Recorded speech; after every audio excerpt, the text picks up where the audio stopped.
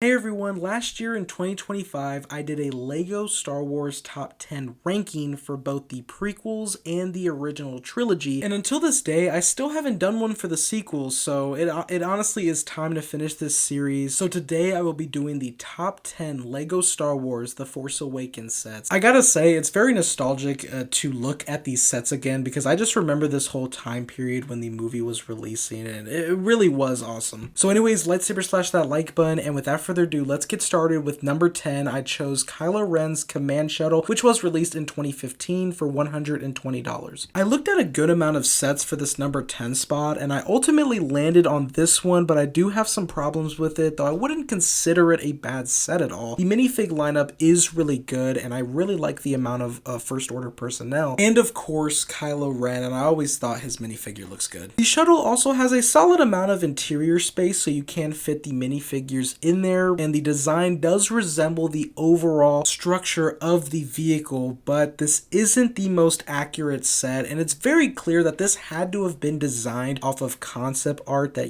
Disney gave them, because there's a couple of obvious reasons here. One, the wings do not stretch outward like in the movie. LEGO went with an all gray look, whereas in the movie it is black, and just a more minor detail is the front window does have a more dark red tint, whereas here it is black, so it's kind of those reasons that definitely feel like proof that LEGO did really just get concept art. And I mean, it's not their fault. Toys are always made before the movie, but it's just, one of those things that made it to the final product. And like I said, the set doesn't look bad. The only thing that looks awkward to me is the wings in flight mode because they don't angle outwards. And, I do like the minifigure lineup as well, so I do think that this set is worthy of a top 10 despite some of those inaccuracies. But I'd say it's close in ranking to some of the sets behind it. It's not, it doesn't clear those sets at all. Also, side note, LEGO did eventually release a more accurate version to what we see on screen for the Rise of Skywalker, so you'll see that one in that top 10 video. Moving on to number 9, it is the Jakku quad jumper, and despite the very limited screen time that we saw in the movie with its eventual demise getting blown up,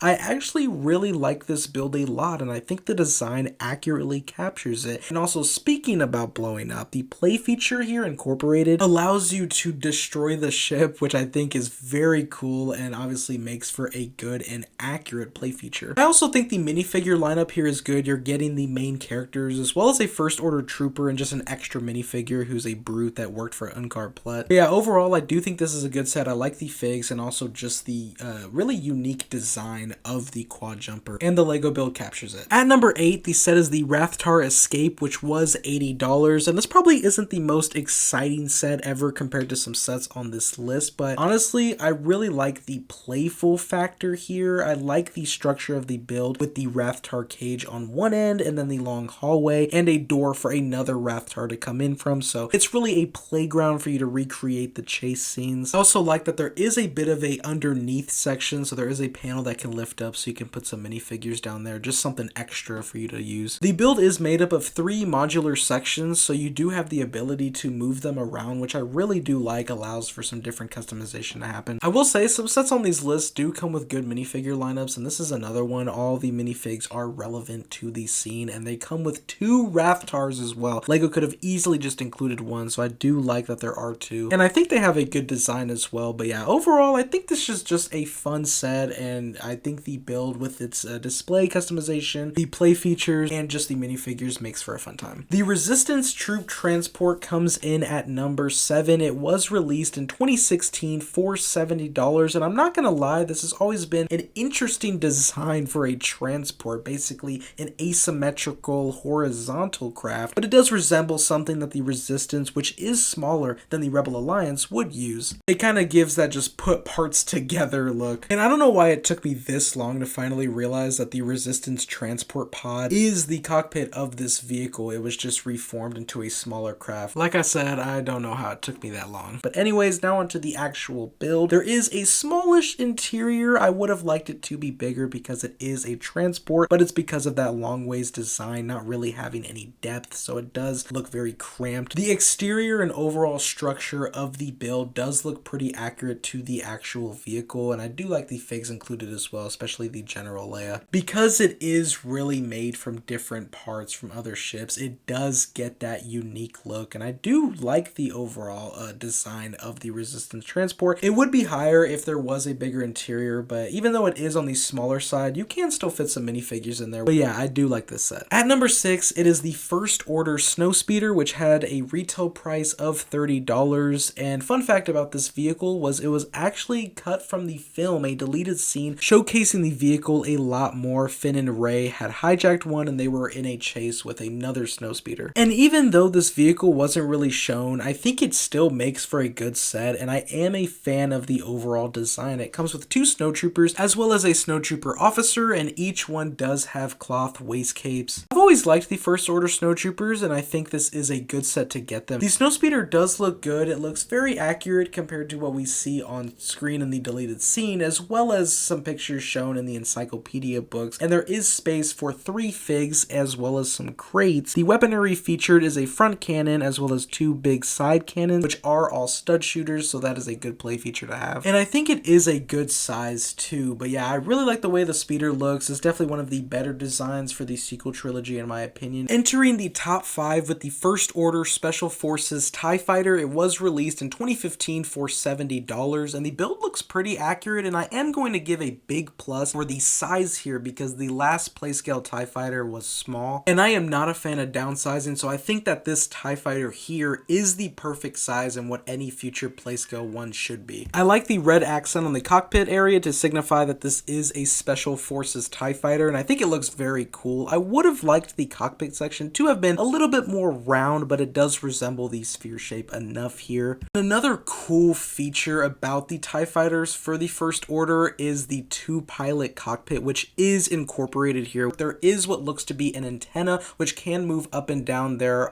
kind of towards the side of the cockpit. That can also move up and down. I also like the First Order personnel represented here, a bit of variety, but yeah, overall, I think it is a good LEGO TIE Fighter. Next up, at number 4, it is the Resistance X-Wing Fighter, which had a retail price of $80, and it was released in 2016. Now, the Resistance used the T-70 X-Wings, which was the next generation to the X-Wings that we know and love used by the Rebel Alliance. The biggest differences are the wings. The top and bottom are less vertically tall. They're basically kind of halved, and they are opposite of each other as well, so that when they're landed, it looks like a more full wing. And then the section where the wings connect to the main body is also different here. It's like the retro thrusters. It has a more curved, sleek look, and that section looks about the width compared to the on-screen appearance, though the silver curved piece in front makes it look not as wide. I also like the blue and gray color scheme here, but yeah, overall I think the design does a good job at capturing the look of this newer X-Wing, and I just like the more sleek design. So this set is based off the beginning of The Force Awakens, and we do get a tiny part of the village. It's a small sand section with some crates and an antenna looking structure. I do believe that this set could have used 1 or 2 more figs, but I do like the look of this X-Wing, and it's a better size compared to some recent ones that we've got. Poe Dameron's X-Wing Fighter is at number 3. This was also $80, and it pretty much is the same design, just in the black and orange color that we see him get later in the movie, and I do like it a lot more. I think it looks very cool, and obviously this is a lot different to what we've seen from any other Rebel or Resistance crafts in terms of colors. These side builds are a lot better and interesting here. They're more relevant to the X-Wing with a cart, ladder, and crate, so I like a little Resistance base representation. But yeah, same with the other X-Wing set. I would have liked at least 1 more minifig. But yeah, there's really not much more to say about this X-Wing that I didn't already say with the Resistance one, but I do really like the colorway here. At number 2, I have the First Order Transport set that was released in 2015 for $90, and I want to start with the minifigs first because this might be the best lineup on this list, or at least one of them. You get 4 First Order troopers, with 2 of them being flame, which is awesome, and then of course Captain Phasma with the nice looking armor and cape. And I also like the addition of 2 Resistance troopers to at least have some opposition. Because the build is a transport, you want to see a lot of troops included so you can fill it, and this set succeeds there. Now onto the actual transport. I like it a lot. I think the design does a good job at capturing the look, and the interior space can accommodate every trooper. 4 can fit in the front, and there's also 2 spots in the back. But yeah, overall this transport looks really good, and I love the amount of figs included. And at number 1, the best Force Awakens set is the Millennium Falcon, which was released in 2015 and had the highest price tag out of all Episode 7 sets with $150. Now, Playscale Falcon Falcons are always great, and I do like this version a lot. I'd say it's an improvement to ones that came before, as the design has a more detailed look, and like all the other Falcons, the build opens up to reveal a full interior with plenty of space and details. There are some beds, a sitting area, and what looks to be a hyperdrive there in the back, but yeah, there are also a good amount of figs in here, with the highlight being older Han and Chewie. It is a good looking Falcon, and it's one of the better playscale versions, and yeah, plus the full interior, it is an overall good set. Anyways, that is my top 10 LEGO Star Wars The Force Awakens sets. Like I said in the intro, it was nice to take a look at these sets again, and I think The Force Awakens had an overall really good set lineup. I will be working on the top 10 Last Jedi sets, so stay tuned for that, but definitely let me know in the comments your thoughts on my list, and be sure to lightsaber slash that like button and hit subscribe with the bell on so you know when I upload. I hope you all have a great day. Thank you so much for watching, and until next time, peace.